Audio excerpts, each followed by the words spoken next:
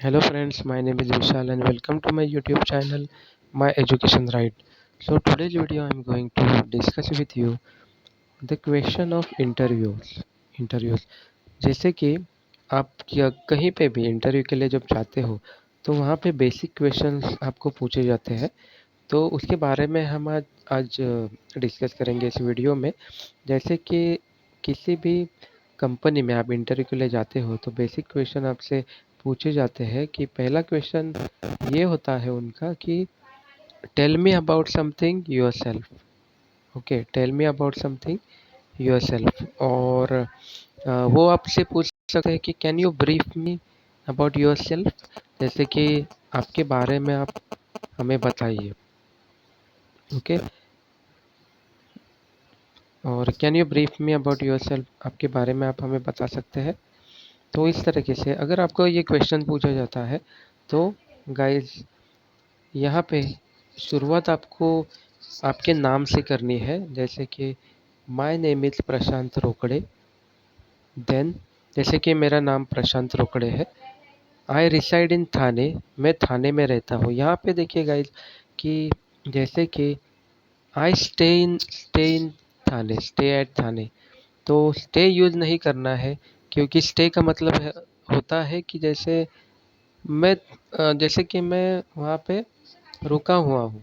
Stay, मैं थाने में रुका हुआ हूँ तो स्टे का इस्तेमाल नहीं करना है।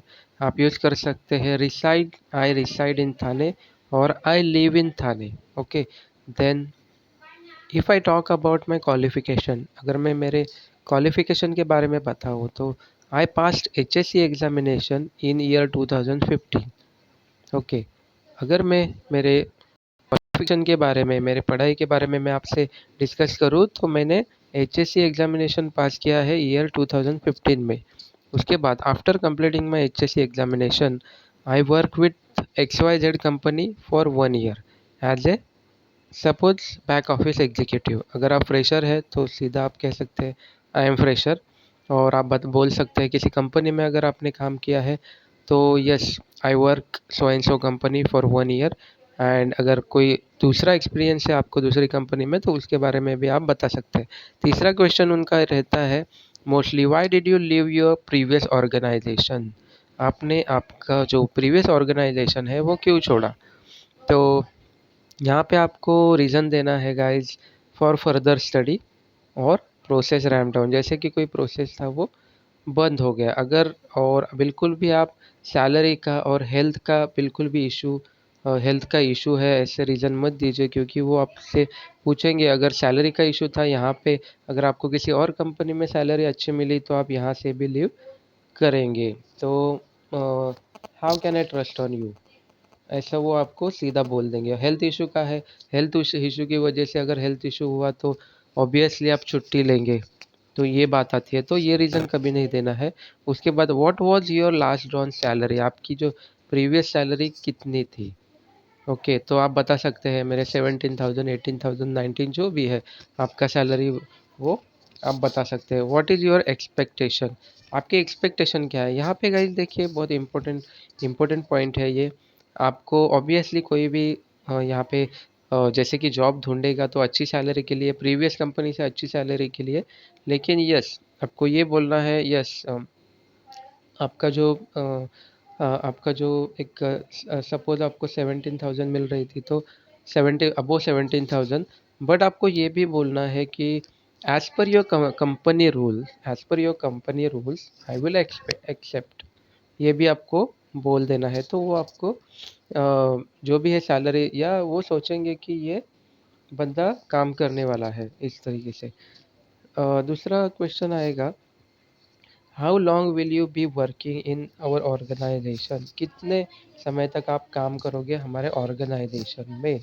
सो आपको यहाँ पे बोलना है गाइस कि I don't have to leave the job and I am doing job for a salary. Yes, obviously salary, but find a good opportunity. If I would be get a good opportunity in your company, so I will not leave this job. So इस तरीके से आपको उसका answer देना है।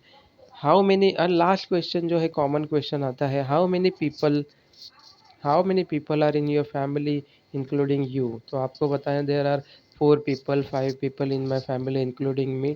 तो देखिए इस तरीके से गाइज ये कॉमन क्वेश्चन है। और कुछ समय जैसे कि कुछ कंपनीज में आपकी कम्युनिकेशन स्किल चेक की जाती है, तो आपको टॉपिक दिया जाता है, tell me about something Mumbai city, and what is your favorite hobby, what is your strength, what is your weakness।